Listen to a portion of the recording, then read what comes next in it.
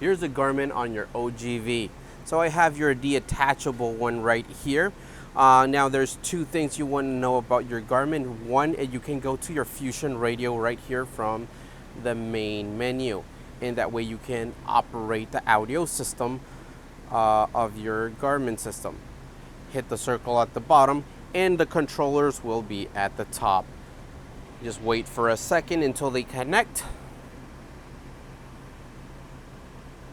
And you'll have all of your control systems on your Garmin.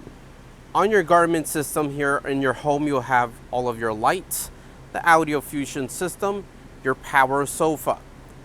You can do your individual lights, either manual buttons or here on your Garmin. If you have a color changing switch, you'll have it here at the bottom.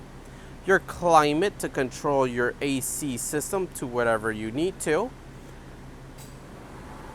And your power, which is going to determine where your batteries and AC loads are coming.